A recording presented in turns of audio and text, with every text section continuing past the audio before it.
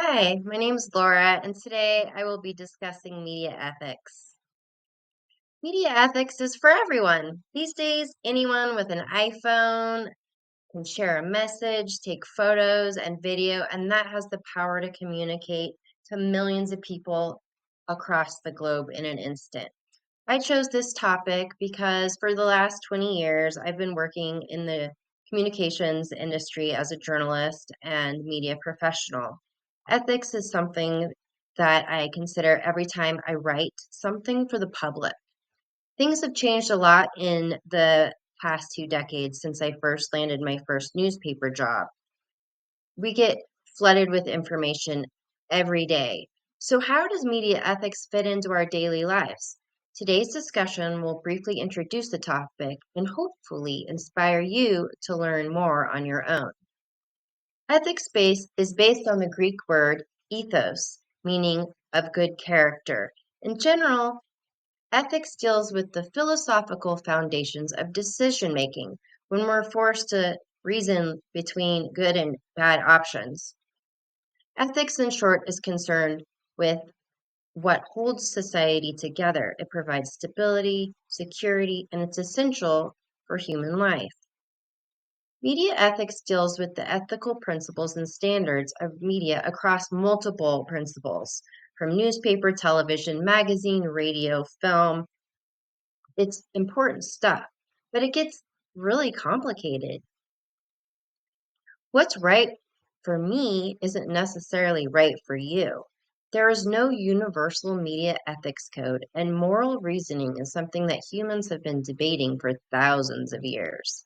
Let's go back in time, 2,500 years ago, to Socrates. He was the first one to develop this idea that a logical brain can think and question. And when we do that, we can start gaining insight into this universally accepted rules of moral conduct. Later, his protege and disciple Plato expanded on this, believing that good was an enduring value. And later, Aristotle came along, and he went even a little further with this idea of a virtuous person is someone who will do the right thing when they're called to act. In the 1700s, the father of modern ethics, Immanuel Kant, supported this idea, holding that the best ethical decision is based on the greatest good for the greatest number. Today, we use that idea in journalism when the work that we do is for the greater good of society. A code of ethics. Remember when we watched that video by Ethical Journalism Network with director Aidan White outlining the most important core values to journalism? Well, a number of media organizations do the same thing. For instance, the Society of Professional Journalists, I have their book here, share similar codes of ethics. Number one, seek the truth and report it. Ethical journalism should be accurate and fair. Number two, minimize harm. Ethical journalism treats all of its sources with respect. Act independently. The highest and primary objective or obligation of ethical journalism is to serve the public. And be accountable and transparent. Ethical journalism means taking responsibility for one's work. So, how does this translate to us? Well, academics have been weighing in.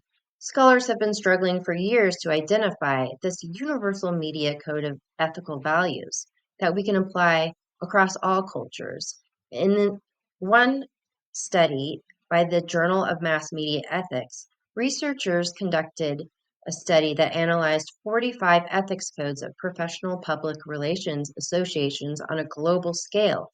And what they found was that half of them valued the same thing that were honesty, safeguarding confidences, and conflicts of interest.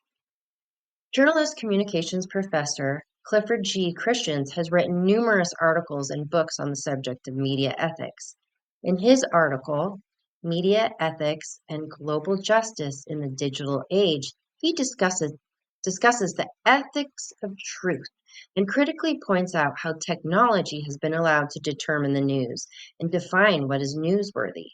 He also affirms the centrality of the role of digital media in social justice movements. and he explores how AI and robotics will play out in the future.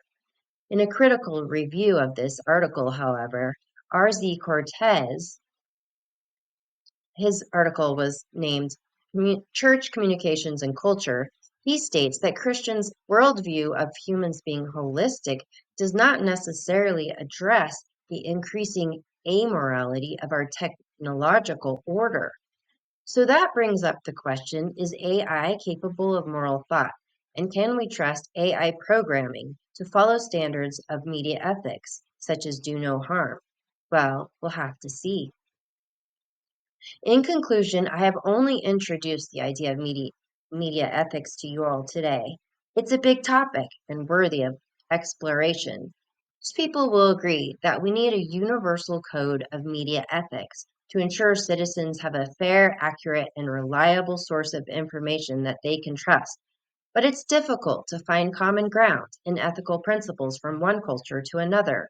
We all communicate and consume media in our daily lives. It's important to know the source of our information so that we can determine if it is true, accurate, and minimizes harm. It's also important to be thoughtful when we share information ourselves. I encourage everyone to learn more about media ethics and how the concept we share can shape our worlds.